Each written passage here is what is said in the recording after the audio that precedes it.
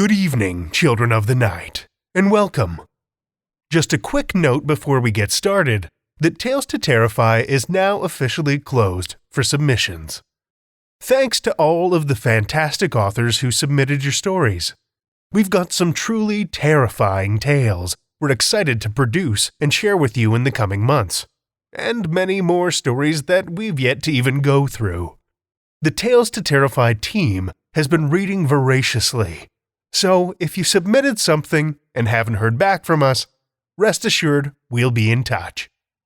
And once again, a huge thank you to Julia Zellman, Meredith Morgenstern, Pete Morcellino, and Seth Williams for helping to hand-pick our next season of horrors.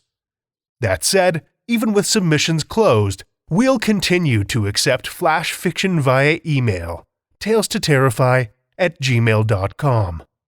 Flash is anything less than 2,000 words, and while we don't pay for flash fiction, it is a great opportunity to have your work produced and piped straight into thousands of hungry ears. Lastly, I mentioned a couple of weeks ago that we're looking to update the theme music for Tales to Terrify. Well, the GoFundMe page is up and running, and if you're able to, we'd love your support. Simply head over to gofundme.com and search for Tales to Terrify. Link is also in the show notes. We've got an amazing producer lined up, and I'd love to kick this next season of Tales off with an auditory bang.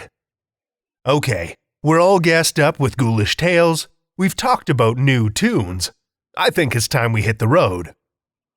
This week, we roll into Connecticut, the first of the New England states we'll be exploring in the next few weeks. As a region, the very soil of New England seems to be sown with the dark, mysterious, and supernatural. In fact, it's home to some of the most well-known authors in our genre.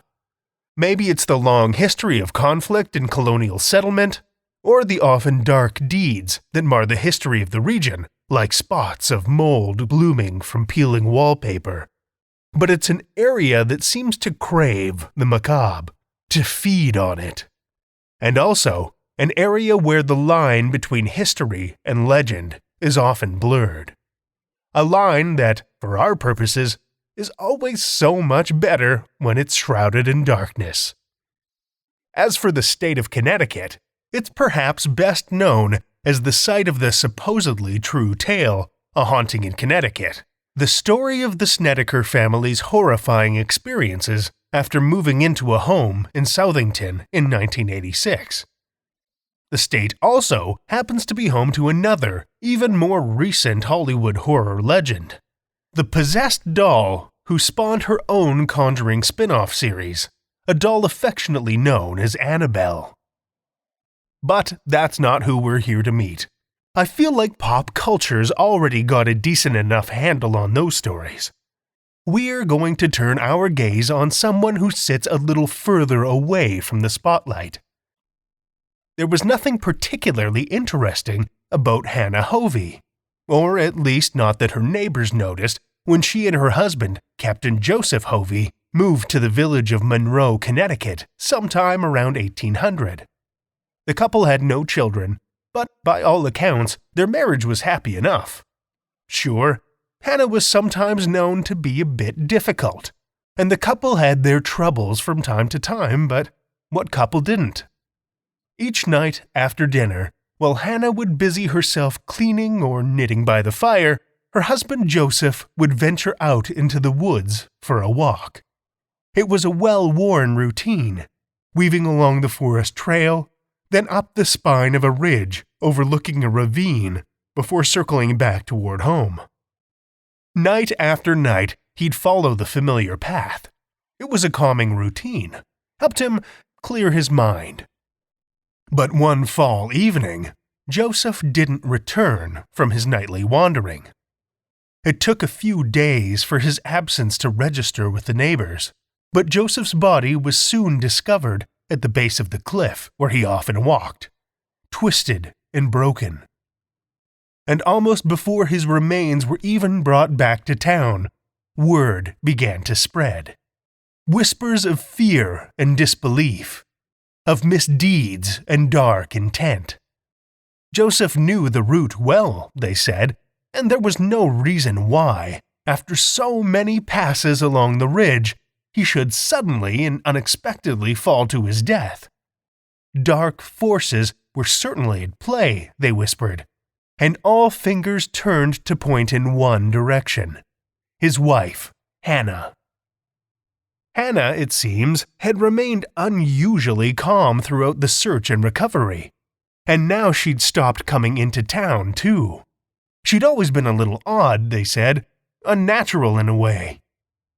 The few people who did cross Hannah's path noted that, even months and years after her husband's death, she wore nothing but black, long flowing gowns that swept the ground when she walked. Surely, between her reclusive ways, strange habits, and dark garb, there was only one possible conclusion to be drawn.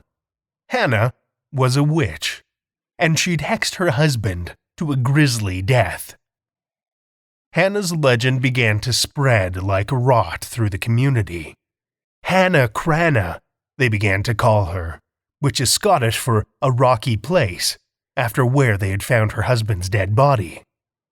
Her home in the woods became a place where people feared to go, rumored to be guarded by dozens of snakes, and Hannah's familiar, a rooster named Old Boreas, an infernal creature who would crow only at the strike of 3 a.m., the witching hour. Unlike the supposed witches of Salem from a century earlier, who hid and denied their occult practices, Hannah made the most of her reputation. She would often demand goods and services from her neighbors, and if they failed to humor her, she'd hex them. One neighbor, a renowned baker, gave in when Hannah requested one of the fresh pies cooling on the windowsill. But she made the mistake of giving Hannah the smallest of the batch. As a result, the women's pies were never delicious again. One young man was caught fishing in the brook on Hannah's property, and after Hannah was through with him, never caught another fish for the rest of his life. A group of men decided to detour their ox cart past Hannah's home to mock her. Next thing they knew, their oxen had frozen stiff, and the wheels had spontaneously fallen off the cart. There were plenty of other tales of her taking out her displeasure or foul mood on the townsfolk, too. Mostly small curses and acts of mischief, but wherever she could, Hannah would use her powers and reputation to her advantage. When Old Boreas, her familiar, died in 1859, Hannah believed she wasn't far behind, and she told the villagers as much. Shortly after, following a heavy winter storm, a villager came across Hannah lying by the roadside in a weakened state. "I'm not well," Hannah muttered matter-of-factly. "I will die soon, and if you want to avoid trouble, heed my words. I'm not to be buried until after sundown, and my coffin must be carried from the house to my grave by hand. No cart or sledge. Do this or be hexed." Only days later, Hannah died. But despite her requests, the icy path and winter weather made it challenging for the townspeople to carry the coffin. So, they put the coffin on a sledge and began to pull it toward the cemetery. Suddenly, the coffin began to shift and rock, coming free from the sledge and sliding into the snow. The men hoisted the coffin back on and began again to move. Mere feet had passed when again the coffin came free. After 2 attempts to keep Hannah on the sled, the men gave up and carried her slipping and sliding the rest of the way by hand. Due to the delay, they arrived at the graveside just minutes after sunset and buried her in the cold earth. Upon returning down the road, though, they saw a bright, warm flickering through the trees. Emerging from the path, they discovered Hannah's cottage completely engulfed in roaring flames without any conceivable cause. After that, things calmed down around town for the most part. The Wicked Witch of Monroe was dead. But it seems she's not entirely finished with her mischief. Her gravestone, which you can still see today at Gregory's Four Corners Burial Ground on Spring Hill Road in Trumbull, Connecticut, sits perilously close to a road. And it's said that some nights her spirit emerges to frighten passing motorists and cause them to crash. Even in death, it seems, Hannah Cranna still enjoys a good hex from time to time. Let's conjure up some fiction. We have one story for you this evening, which comes from Rich Larson. Rich Larson was born in Galmi, Niger, has studied in Rhode Island and worked in southern Spain, and now lives in Ottawa, Canada. His stories have been translated into Chinese, Vietnamese, Polish, French, and Italian, and appear in numerous year's best anthologies. He was the most prolific author of short fiction in 2015 and 2016. His debut collection, Tomorrow Factory, was published by Nightshade Books in May 2018, and his debut novel, Annex, from Orbit Books, in July 2018. Children of the Night, join me for Rich Larson's Dark Warm Heart, first published on Tor.com, April 2017.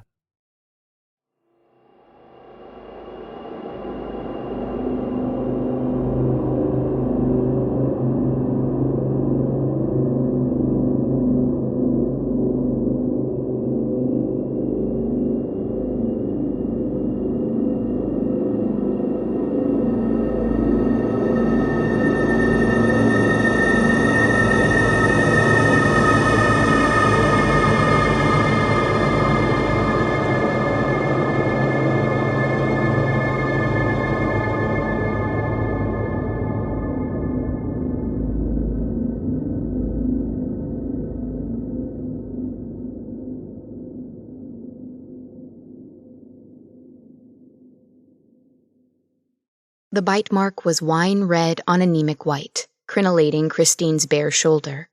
She moved the strap of her nightgown when Noel stumbled into the kitchen, drawn by the sizzle and clink of the frying pan, so he would be sure to see it. "Morning," she said, sliding the sausages onto a paper towel. "Hey." Noel stopped short, still scratching at the wiry hair up his belly. He frowned. "Did I do that?"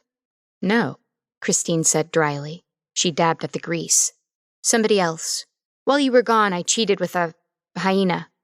Noel came closer, whispering one finger along the ruined skin. Shook his head. "Shit," he said, wrapping her waist. "Désolé. I didn't mean to." "Good," Christine said. She tipped her head back for a kiss. "I don't mind it," she decided, plucking at his hand. "See? We match." "Yes. Lucky."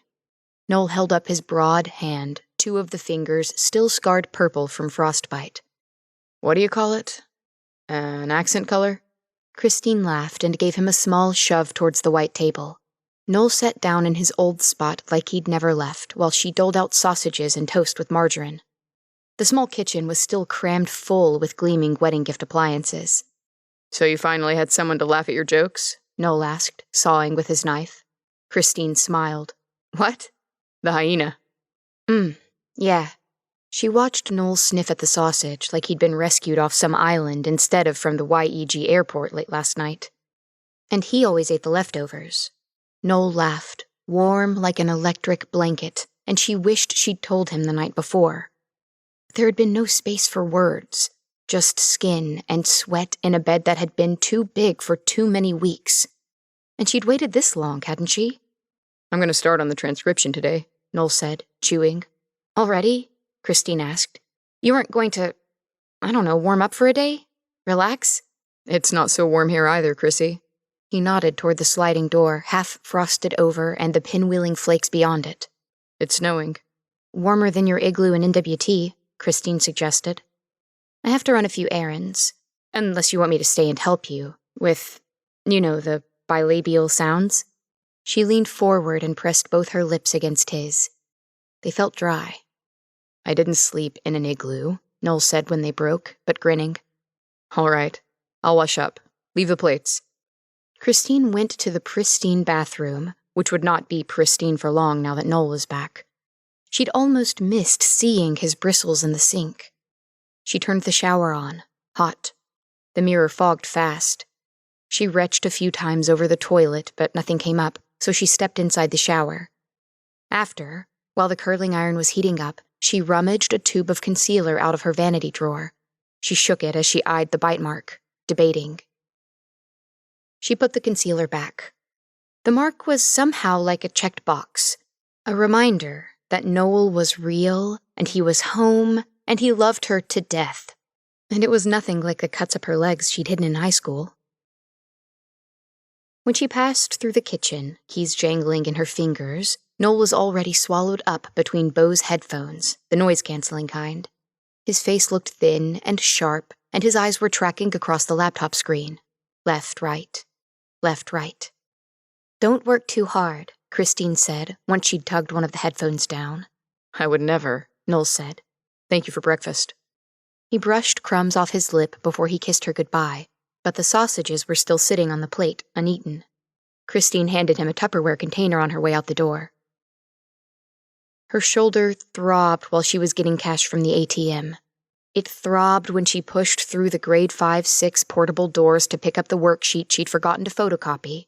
It throbbed when she shivered in the meat section of Superstore, trying to remember if Noel liked minute steaks. And it throbbed when she returned home to find him still at the table with his face sickly awash in laptop light. He'd forgotten he cooked Sundays. "Hey, Mr. Linguist, have you even moved?" Christine asked, opening the fridge freezer. Cold billowed out as she put the steaks in, then fished for an ice tray. "Buy me a catheter," Noel said. He gave a wan grin. "This is great shit, Chrissy. Come listen." "I don't speak Inuktitut." Noel laughed and said it wasn't Inuktitut, and then the room was quiet, except for the crack pop of ice cubes into a Ziploc. Christine wrapped the bag in a wet cloth, still watching Noel watching the screen, and held it against her shoulder. "All right," she said. "Show me." "Come." Noel slipped the headphones from around his neck and held the ice against Christine's shoulder while she put them on. The feedback volume made her jump.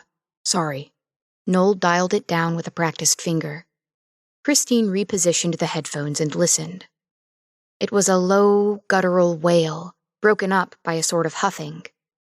When she listened harder, she could hear an uncanny melody. "Nice. What is it?" She looked to the screen where the spectrogram was showing the noise slither along, pitch black, undulating through the grayscale background. It made her think of ultrasounds. "Throat singing," Noel said. "Beautiful. I tried it when I was up there. Very difficult." He turned the volume up slightly. "This is just the icing, though. You know, for when I get tired of the interviews. There are so many stories. Some of them never heard in English. Never." Christine watched him maneuver the mouse through his crowded screen, over IPA charts and reference logs. He pulled up another audio file. The throat singing was replaced by an old man's voice and a dialect that Noel said was all but extinct. She sat in his lap and they pushed their heads together, each using one side of the headphones, and listened. Noel's cheek scratched her cheek, and his arms ended up around her, but with the ice trickling on her shoulder, she couldn't feel warm, and it wasn't the time. It happened in the night. Noel's knee was keyed between her knees, his arm was over her arm. They'd fucked again, not so frantically this time, and Christine was still awake when Noel plucked her hand out from under the covers. She turned in the dark and saw his eyes were not quite closed. "Hey," she said, moving back against him. He didn't say anything, didn't make a noise. He brought her hand up to his face, slowly, deliberately, with his thumb at her wrist. In the quiet, Christine could imagine the sound of her pulse against his skin. He opened his mouth and kissed his way along her arm, teeth skimming her, making her shiver. Christine half smiled. "What are you doing?" she whispered. "Whatever I want," Noel mumbled into her skin. He gnawed at her wrist bone, tickling her. "I'm so glad you made it home," Christine said. "I'm just, I was scared shitless when I heard about the storms, when you called. Noel bit down, playful. Christine winced. Easy, boy, I don't need another one. Noel's teeth pressed harder, deeper, so she could feel each individual crown. Noel, stop! You're getting spit on me, stop! Noel pulled back a moment, tracing the indented skin with his finger. And then he bit down again, not playful, a sudden, sharp snap, like an animal. Ouch! Christine jerked away. Noel, don't! Don't what? Noel asked thickly. Christine slapped the light on, exposing the purple bags under her husband's eyes, the sharpness of his cheekbones somehow more pronounced. I just want... He trailed off.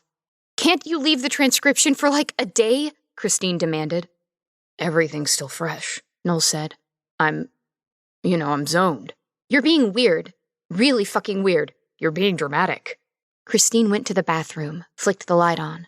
She ran cold water over her arm. Her reflection in the mirror looked pale and sick. She prodded her stomach. Come on, Noel groaned from the bed. You don't need a Band-Aid, Chrissy. Can't you shave? Christine demanded, coming back. Unpack? Call your dad to tell him you're back so he doesn't call me again? The fresh mark was blooming on her arm, and when Noel saw it, his expression was something she didn't like. Christine put her other hand over top to hide it. I didn't know he called you, Noel said.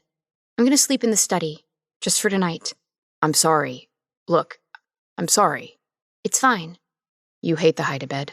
Noel rolled up and out of the covers. He scratched at his neck. I'll go, he said. Are there pillows? In the linen closet, Christine said. She stopped to get them on their way to the study and then held them against herself while the hide-a-bed unfolded with a creak and a clunk. Noel took the pillows without smiling. He tossed them onto the bed. Good night, he said. It wasn't. Christine needed a swim, so she left early in the morning with the sky still dark and didn't even open the study door, just exchanged a good morning, goodbye with Noel's half-asleep voice. Exhaust was billowing on the cold roads like a fog as she drove, one hand on her swim bag. She dialed her mother at a stoplight. A voice thick with sleep, or Valium, answered on the 5th ring. Hi, honey. What is it? Hi, Mom. The light lanced green through the clouds of exhaust and Christine drove. I just had a question about the thank you notes. I'm still finishing up and... Noel's back, isn't that right? Give him my love. Hugs. How's his frostbite? I will, Christine said. The thank you note for Uncle Caro, I can't remember his girlfriend's name. Was it Cheryl? No. Carol? No. Hell, I can't remember either. Noel's acting different. There was a staticky pause, and then her mother's voice came edged with a sigh. What do you mean? Just, I don't know, Christine said. And she didn't. Not quite. Doing weird things, not eating.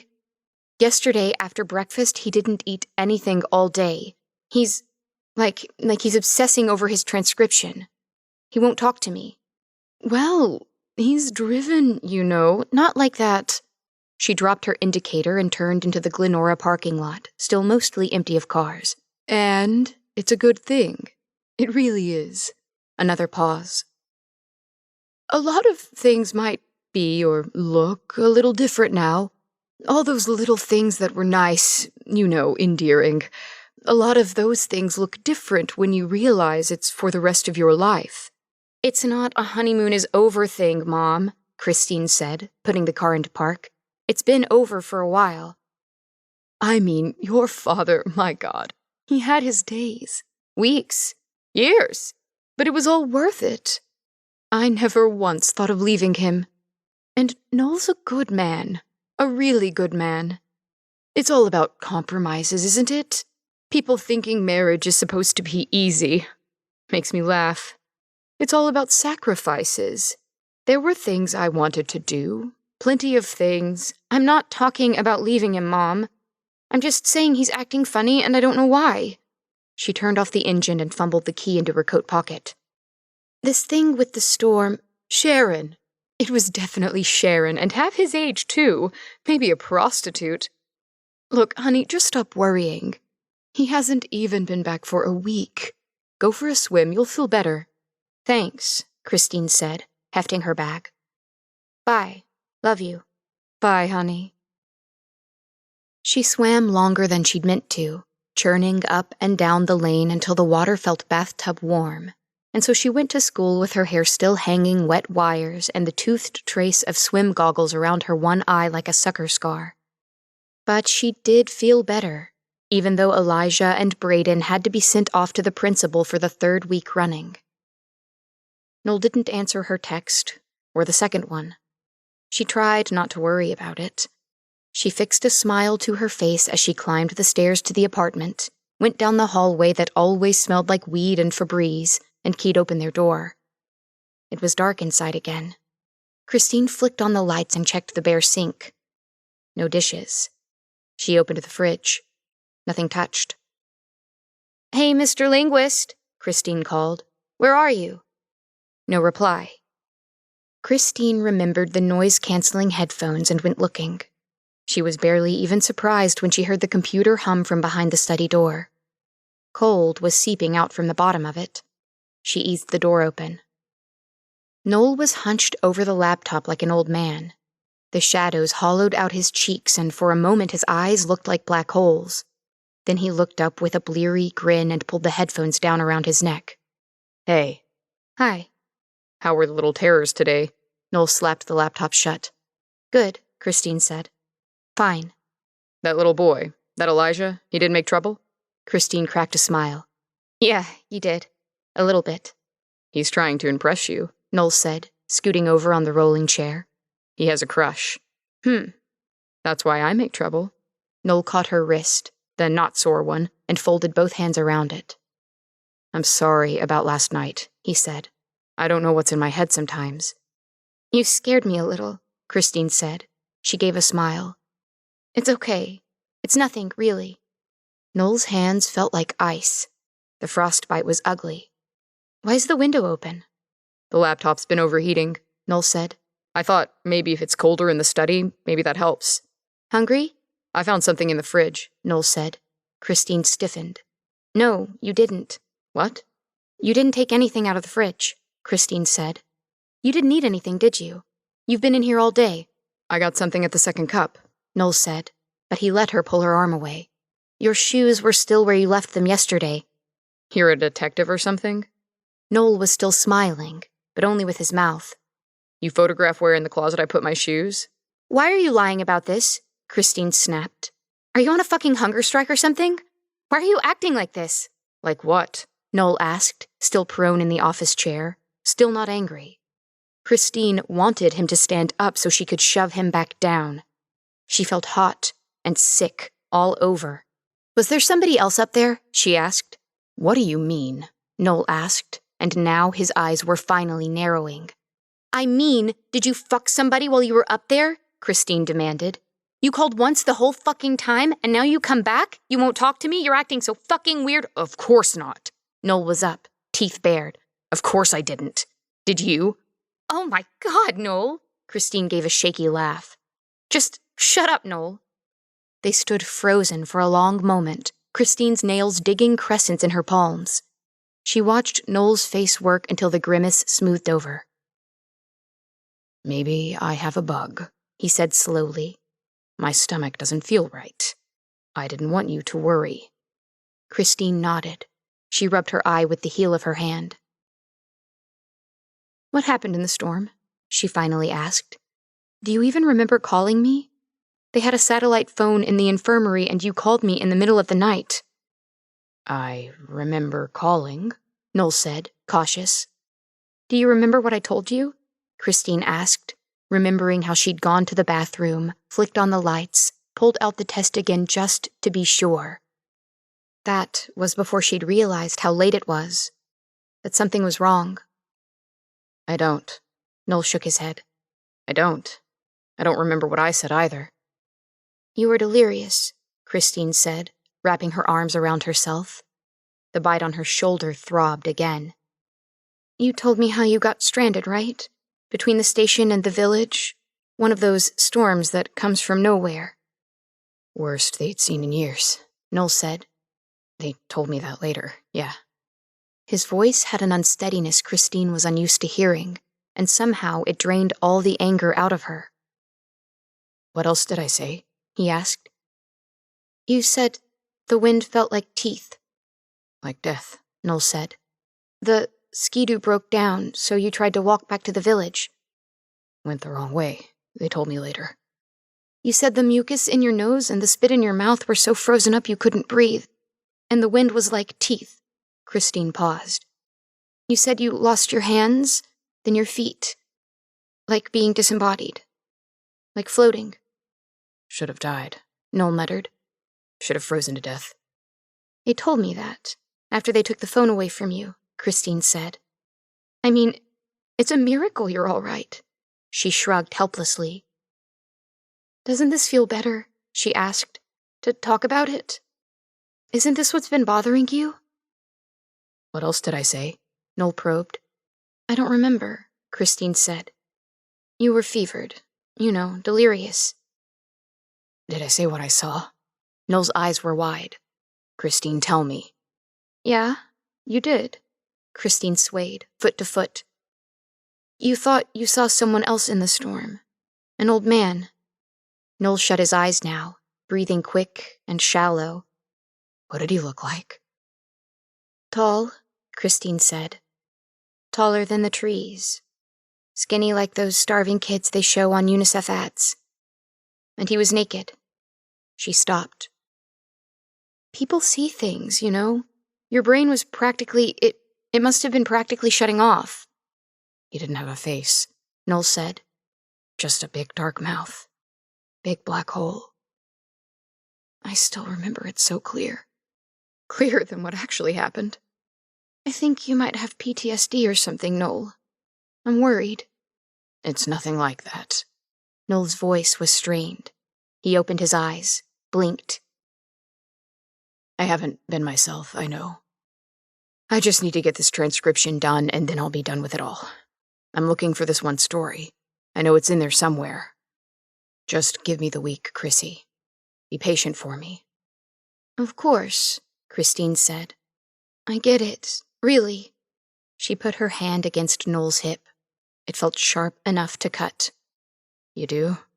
"Yeah, Christine paused. "If you need to get through this transcription so you can be done with everything, storm included, and just stop thinking about it, then yeah, I get it. And then you'll be yourself again. I get it." They embraced, and it felt like all angles. Christine wasn't sure, but she almost thought her hands could make out the nodes of his spine under his thin wool sweater. He said he didn't want to pass on whatever bug was in his stomach, so Noel slept in the study again. They pretended it was a sort of game, and reminded each other of the weekend Noel's French Catholic parents had stayed with them, back during the engagement, when they'd had to arrange all their things so it looked like they slept in separate rooms. On Tuesday, Christine stayed late at the school with her lesson plans, hoping she'd come back to find Noel antsy and missing her, something simmering on the stove, maybe a sketch pad out on the coffee table or a comedy queued up on Netflix. That didn't happen, so on Wednesday she stayed late at the school to minimize the time between arriving home and going to sleep alone. She pretended she was married to a genius, consumed by his latest work, and she was making sacrifices. That night, Christine woke up cold. The shadows in her room were Baltic blue, and when she nudged her phone, the screen read 3:42 a.m. She pulled her feet back under the sheets, coaxing a static crackle, and then rolled over. The apartment door thunked. Christine sat up, clutching her phone. Half of a dream was fogging the inside of her skull. She padded into the hallway on bare feet, navigating by the light of her screen, and felt the cold coming from the study. The door was wide open. So was the window. She hauled it shut with both hands, breathing an icy cloud, wondering about the pipes, how long it took for them to freeze in this weather. Snow was blowing in drifts off roofs and balconies, through the bony branches of a tree where a black garbage bag fluttered. Someone was in the stairwell, feet slapping the plastic-capped steps. Christine left the study, checked the bathroom, hoping but knowing better, and then found her jacket and keys. Her inchoate dream was dancing in the back of her head. She locked the door and circled down the 4 flights that had made moving such an ordeal and such a triumph. She trailed her hand on the nick they'd left with the corner of their big stupid couch. "Noel?" she called. The reply was the click and catch of the exterior door opening, closing. She went quickly down the last flight, zipping her coat up to her neck. The forecast had been for an overnight drop down to -30, cold enough to make metal burn. Christine felt a thrumming under her skin as she came to the glass door. Outside, the lampposts spilled yellow pools on the lumpy ice street. A disconnected shadow was crossing the empty road, going towards the park. The playground Christine had wanted nearby, even though it had seemed too early to think about kids. She opened the door, and the cold bit her hard. "Noel!" she shouted, feeling ice rasp her throat, freeze her nostrils. The shadow didn't turn around. Christine pulled up his number by muscle memory and called him as she followed. She held her phone up like a torch, listening to the soft chime, peering into the dark. There was no pickup, but she hadn't expected one, and now anxiety was gnawing at her stomach as she reached the park, rounded the corner of the half-painted gazebo. Noel was ankle-deep in the snow, back turned toward her, and he was naked. In the fluorescent light from the gazebo, his skin looked wax-pale, all but translucent, bruised with cold blue shadows. Christine's eyes traced the cavities of his body. His spine looked sharp as scalpels. He was not shivering, not moving. Christine was trembling all over. The dream was coming back to her now. She didn't want him to turn around because she knew what she'd see. A raw red throat like a subway tunnel, gnashing teeth, no eyes. Her fingers were going numb at her sides. "Noel, this isn't funny," Christine said, halting. "You're gonna freeze to death. You're gonna get more frostbite." Noel turned, and it was Noel's face, heavy with sleep. He gave her a confused look. He looked down at his purple-scarred fingers. "You're sleepwalking." Christine took a hesitant step, then another, crunching through the snow. "Come on. You're going to freeze. Come on. You're sleepwalking like the time in Calgary at the hotel." She gripped his hand and tugged. He followed, stumbling slightly, red feet battered by ice. Christine tried not to look at his ruined toenails. They walked slowly, snow peppering their faces and searing their lips. They passed the creaking playground with its rubber swings, the ones they'd sat in, dragging circles in the snow with their boots while they looked up at the apartment complex and invented such big, beautiful dreams. She tried to picture Noel pushing a tiny body, bundled in a parka, red-cheeked, but didn't manage it. The wind picked up as they crossed the road, and by the time they reached the door, it felt like teeth on Christine's bare face. In the morning, Christine left before Noel could wake up and wonder about the bathtub full of lukewarm water, or the towels wrapped around him and under him on the couch. Christine had played with the thermostat before and after eating breakfast, but the apartment was still cold. She needed the pool, the chlorine warmth of it, the lactic acid in her arms and shoulders. She threw up before she left. She dialed her mother at the yield sign. "Hi, honey." The voice was faux cheery. "Sorry, I meant to return your call yesterday. It completely slipped my mind. I was over at the Blackstocks. You know how she talks." "I don't really remember them," Christine said. I was out walking last night and I noticed some vacancies in the apartment down the road." "Oh?" Christine's nails drummed the wheel. "Well, I was wondering if you're still thinking about that. You know, about moving. We talked about it in the summer, remember?" "Too cold up there. Did we talk about that?" "You said you wanted to be closer," Christine said. She bit her lip. "Grandkids?" "Honey, do you have news?" She thought about telling her for a second, imagining how her mother's voice would turn instantly to sunshine. No, she relented. "I just meant, for the future." She could hear a disappointed breath on the other end. Too cold, honey, and besides, you know I wouldn't be able to leave this place. Not after all the work your father put into it. So much of himself he put into it. It just wouldn't feel right. I thought you said that the upkeep I can manage, honey. I'm sturdy. Besides, you don't need your mother hassling you all the time. You and Noel have each other now. It's normal to be, I don't know, a little overwhelmed at first, trying to make it as a young couple, especially with him doing the doctorate. But I know you can make it work. You're a good girl. An SUV honked from behind, and Christine realized that she hadn't moved from the yield sign. She pulled away, ending the call without saying goodbye, and wiped at her stinging eyes. When she got home from school, she went straight to the study, rumpled card clutched in her palm.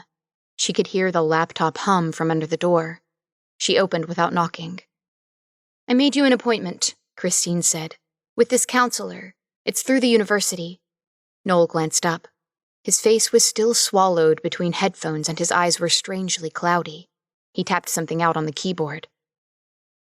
"Aren't you going to ask about last night?" Christine said softly. Noel said nothing. The window was shut, but he was shirtless. His collarbones had grown a new geometry, skimming up like shark fins. Sweat was beaded under his hairline. "You sleepwalked out into the park," Christine said. "It was fucking 40 below. You could have died." Noel gave a fractional shrug.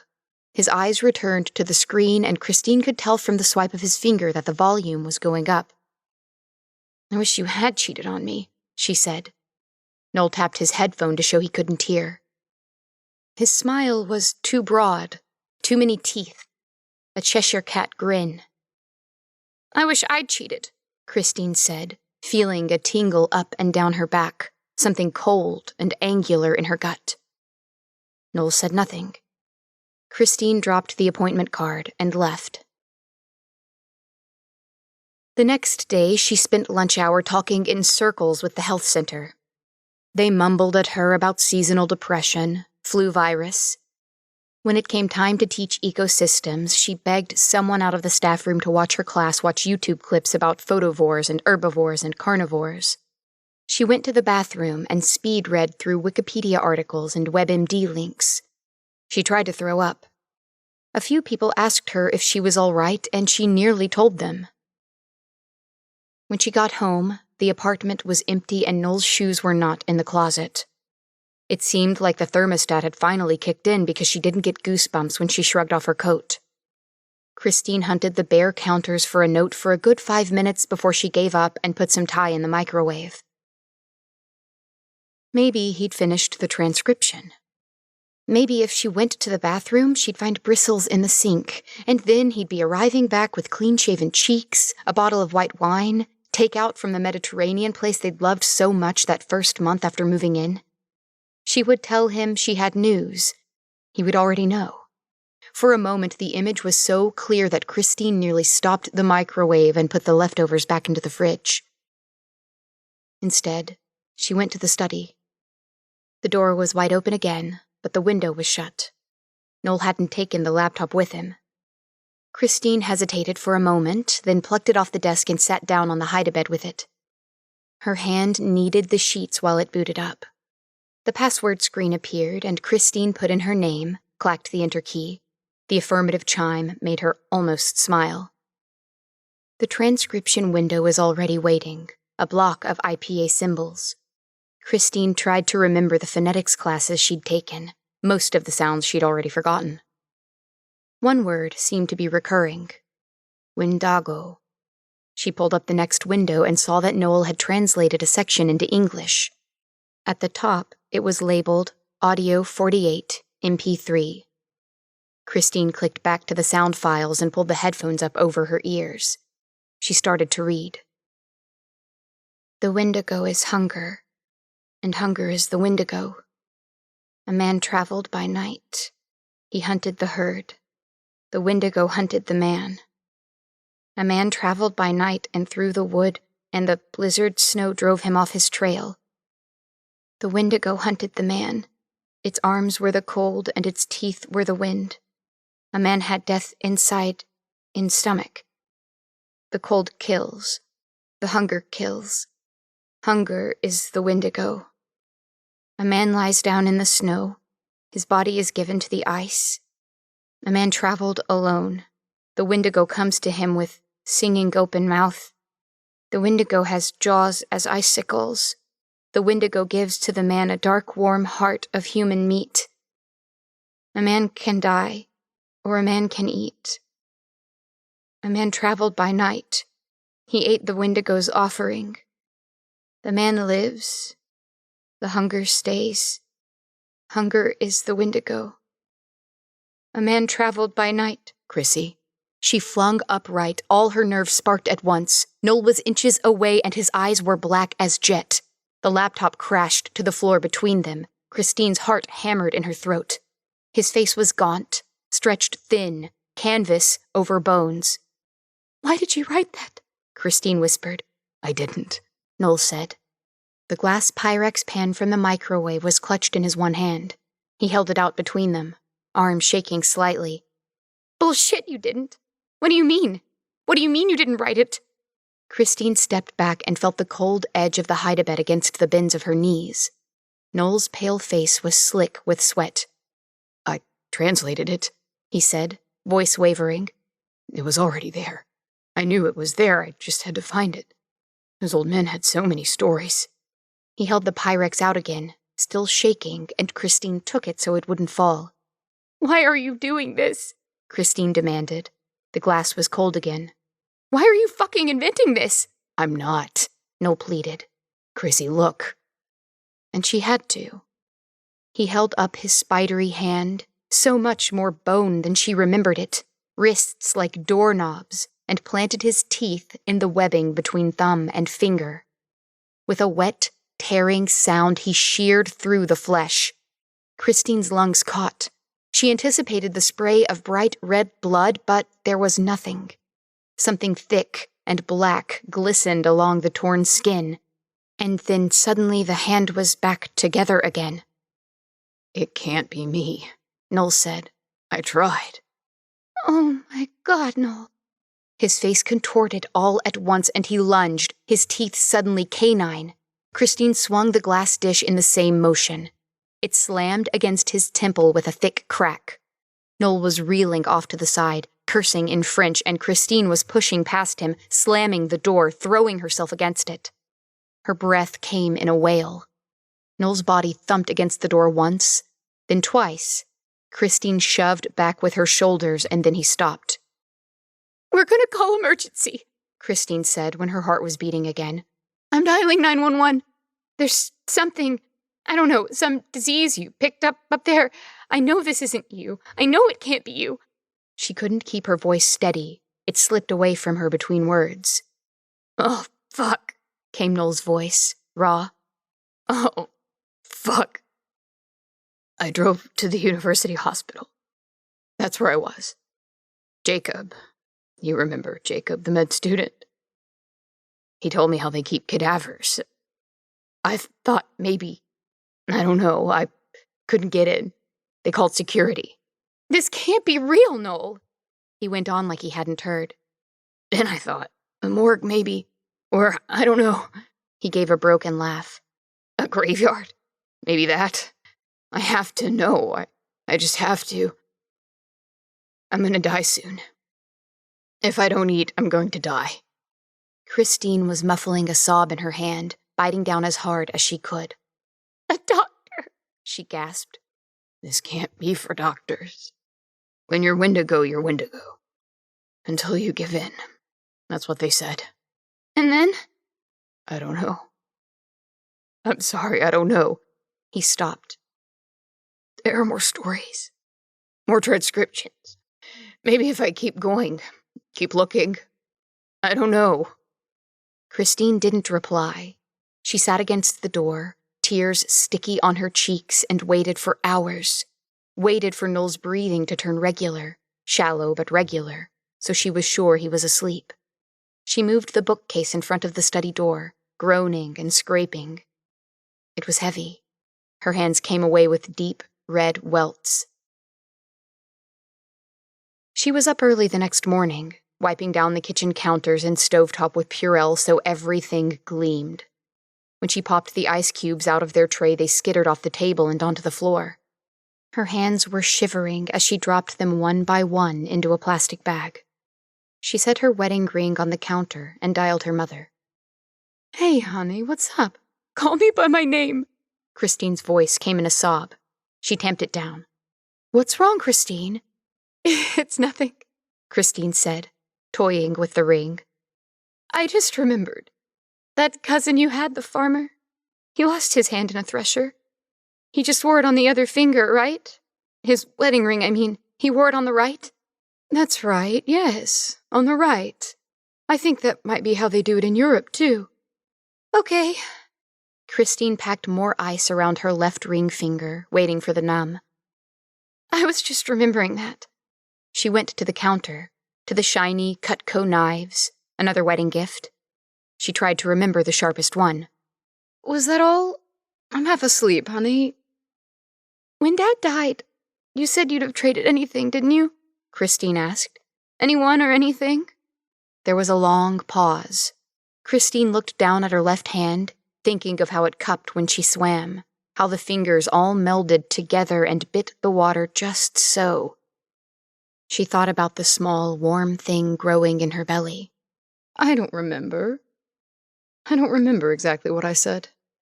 Okay, Christine said, turning the stovetop on. Bye, Mom. Bye, honey.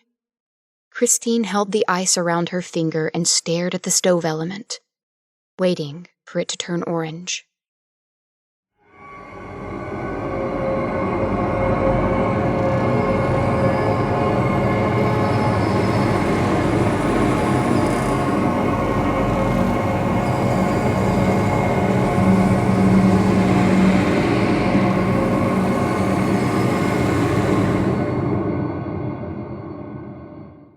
That was Rich Larson's Dark, Warm Heart, as read by Alex Ford. When Alex isn't rocking around the nation in her band, Ford Theater Reunion, she's holed up in her guest room following a different passion, recording audiobooks and editing manuscripts.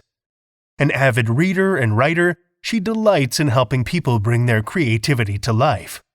You can check out her exploits, mystery bruises, and a most handsome cat on Facebook or Instagram. Thank you, Alex. Well, children of the night, the hour is late, and we've run out of stories to tell. For now.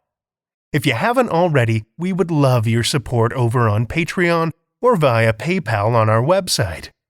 Tales to Terrify is free to listen to, but it certainly isn't free to produce. Bringing you quality stories week after week is a labor of love and terror for all of us. And a small donation goes a long way. Go to patreon.com/Tales to Terrify or donate via PayPal through the link near the bottom of our homepage at talestoterrify.com.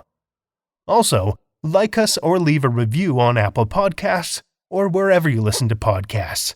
Reviews are tremendously helpful in keeping us on the charts, so we can worm our way into the ears of new listeners.